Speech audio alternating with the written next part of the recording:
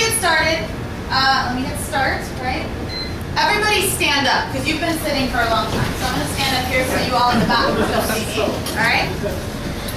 I'm going to ask you to think a little bit differently, right? Because I only have one model, so we're going to look at it from a bunch of different angles. Okay, so when you have to think differently, you've got to get your brain working differently. So we're going to do an exercise to get your brain working differently, all right? So with your left hand, I want you to make a 5, all right? And with your right hand, I want you to make a fist. Now I want you to switch back and forth. Fist, 5, fist, 5. Everybody got it? All right, good job. Stop for a second. Now with your left hand, I want you to make a 4. And with your right hand, I want you to make a thumbs up. And now I want you to switch back and forth. Thumb, 4.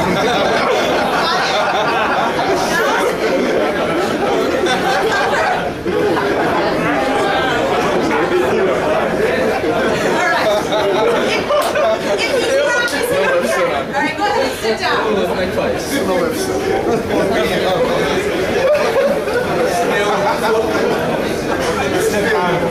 anyone know why that one's harder? Why is it harder to go from a thumbs up to a 4 than it is from a fist to a 5?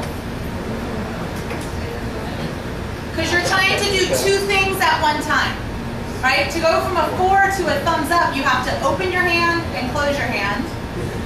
And you have to bring your thumb in and fingers up. So you're really doing 4 things at one time, all right? So your brain gets overloaded. So now your brains are like really working. All right, so I'm going to show you a model called the DISC model. Has anyone heard of the DISC model before? All right, I'm going to show you the big 4-quadrant model. And each quadrant is based on 2 factors. All right? I'm going to let you guys do a self-assessment. I don't think you can you see that at all? This one's better. This is good. Ah, better? All right, there we go. All right, so this is called, I'll write it over here, the DISC model. D-I-S-C. All right? So the DISC model is based on the work of a man named William Marston from the 1920s, and he wrote a book called The Behaviors of Normal People. All right? So most people, normal people, have 4 different characteristics, and we're going to talk about each of these characteristics. Before we get started, you're going to do a self-assessment to kind of see where you fall, all right? And I love to talk about this model because I think no matter who you are on the team, whether you're a leader, a team member, right? The best teams, everybody is a leader, and everybody knows how to be a good follower, right? And whether you're leading or following, it helps to understand people. What motivates them, how they think. So what I'm going to do is show you this model, and then we're going to talk about different processes you can use with your team, structures that will help the different types be successful. All right? All right, so here is the first axis we're going to talk about. Vertical axis on this model is about the pace at which you prefer to communicate and interact. All right? At the top, we have the word active. All right? And at the bottom, the word is thoughtful. All right? I'm going to give you a list of words that goes with each of these. All right? And you're going to pick which one is more like you. All right, so this is the active list. You guys all see that? If you feel like you're at the top of this model, you're going to be feeling like you like to move more active, you're more fast-paced, maybe a little bit more assertive, dynamic, bold, so you kind of move at this pace, right? I'm going to tape this up on the wall so you can keep that in mind. All right? The other end, the thoughtful end, is for people who are a bit more moderate paced. You like to take a little bit more time in making decisions. You tend to be a little bit more calm and methodical, careful in the decisions that you make. I like to think of these people as more diplomatic, right? whereas these other people are just kind of going. All right, so I'll put those words up on the wall. Here. All right, show of hands. You have to pick only one. You might feel like you're somewhere in the middle, that you would be right here on the model. You can't do that. You have to pick one. You're either here or you're here, okay? So how many people feel like if you had to pick one, you would be more on the active side of the model? You definitely have that case going. So look around the room, check out who's active. All right, now how many of you feel like you're on the more thoughtful side? You don't like to be rushed. You want to take your time, you're more methodical.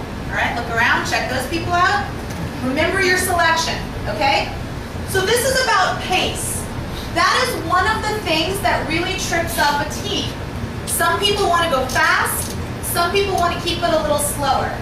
There is no right or wrong answer. Each team, as it's forming and going through those phases that Raphael talked about, forming, storming, norming, they have to figure out their own pace. Each team will have its own pace.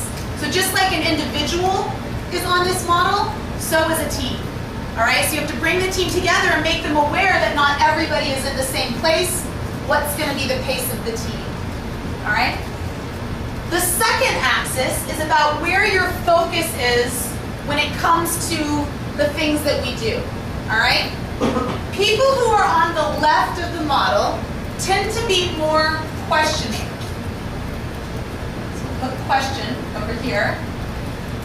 All right? And people who are on this side of the model tend to be more accepting of the things that are coming their way. So those are our words, questioning and accepting. Questioning. So here's the full list of words, so you can make your decision. These are the words that go with questioning. If you're more of a questioning type, you are definitely logic focused. All right, you tend to be more objective. There's generally a right answer and a wrong answer. It's black or it's white. All right, you're a bit skeptical. You like proof. You want to see the facts. Prove it to me. And you challenge things. If you don't think it's right, you will challenge it. All right, that's one side. I'm going to take these words up here. Actually, I'm going to tape them over these so you can still maybe see them. All right, if you find yourself more on the other side of the model, it'll look more like this. Instead of being task-focused, you're more people-focused. And when you're people-focused, you tend to empathize more. Things aren't so black and white because people are unpredictable. So you tend to be a little more shades of gray. You go with the flow, all right? You tend to be more receptive. You kind of take things as they come and figure out how to make the best of them. And instead of challenging, you just try and be agreeable. You figure there's nothing wrong with that, all right? So those are your two lists of words on the horizontal axis. Show of hands. How many people know without a doubt that you are on the questioning side of the model? I love the challenge and the skepticism, right? All right, take a look around, check those people out. How many people are without a doubt on the accepting side? I am people-focused. All right, check it out, look around. All right, depending on what words you've chosen, you've put yourself in one of the 4 quadrants of this model. All right, I'm going to talk about for the next 10 or 15 minutes what these quadrants mean, and I'm going to talk about them in what I would call caricature. If somebody was only in this quadrant, that's all they were, how would they look? All right? But in the behaviors of normal people, we all have a little bit of everything. You will have one that you recognize as your predominant style, and maybe one that is your secondary style. All right? So we'll talk about it. All right, so this first one, this is the D in the DISC model. All right? And the D stands for dominance or driver. These are the people who like to get it done. All right? In fact, that's kind of their tagline. Get it done. Okay. All right? These people value time. They do not like their time wasted. If you're talking too long, they will look at their watch. All right? These people end up being CEOs, heads of teams, heads of organizations. They're bossy. They like to be in charge, all right? Remember, they're active, so they move pretty quick, they make fast decisions, and they ask a lot of questions. They challenge, they're skeptical, all right? But they get things moving. They move the ball down the field. You'll know that you're dealing with a high D if you recognize a couple things. If the emails you get from this person never start with, "Dear Frank," if it just gets right to the point, that person has a lot of high D, right?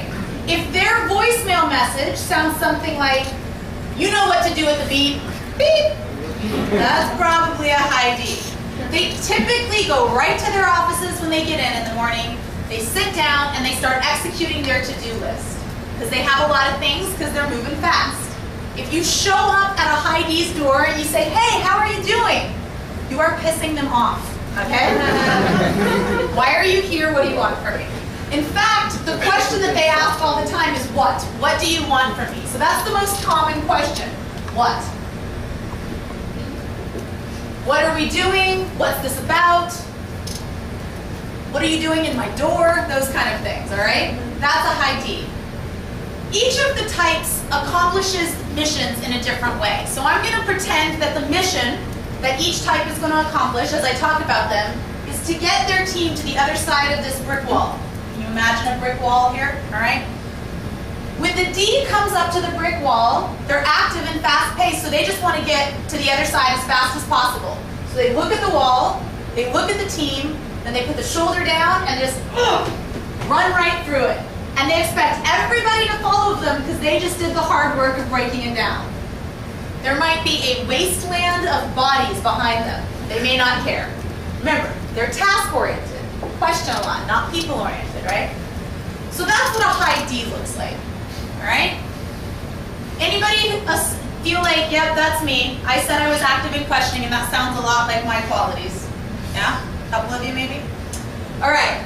Moving on to the high I. Circle that. The I stands for influence. All right? People who are high I's are influencers. They're very persuasive. They tend to be salespeople or leading groups in a more motivational way, right? But a lot of people in sales have this high I personality. These are the people that have 7,000 friends on Facebook. Their main question is who? Who's going to be on the project team? Who will I be working with? If they get invited to a party, they're going to wait till some people reply because they want to know who's going to be there, and then they'll decide if they're going to go, right? Who? All right? The thing that I's like to do a lot, they're talkers, right? They're social people. So the thing that they want to get is they want to get heard. You don't necessarily have to go with their idea, but if you at least hear their ideas, they're not going to be very likely to go along with the plan. They're going to be more resistant. So let them do a lot of the talking. We like to say let them sell themselves on an idea. Tell them what the idea is and get them to sell themselves. All right? When an I comes up to the brick wall, the I looks at the team, looks at the wall, and then turns around to their bag of tricks, because the I would have a bag of tricks full of candy and toys and other fun things, right? And they pull out a megaphone, and they motivate the team over the wall. You can do it! Good job, I believe in you! That's how the I works. In fact, a lot of people who are I's tell me that they have a hard time getting work done because when they're at work, people are constantly coming to them for a pick-me-up or for some motivation. All right, that's the value they bring to the organization. Really good motivators, really good at brainstorming, big vision, coming up with new ideas. All right, that's some of the value that they bring to the organization. Moving around the quadrant, we get to the people who are accepting and thoughtful. These are the S's. The S's, the S stands for steadiness. So very calm, steady, all right? And I like to consider the S's the workhorses of the organization. They're very good at execution, good at using checklists. They like to ask a lot of how questions.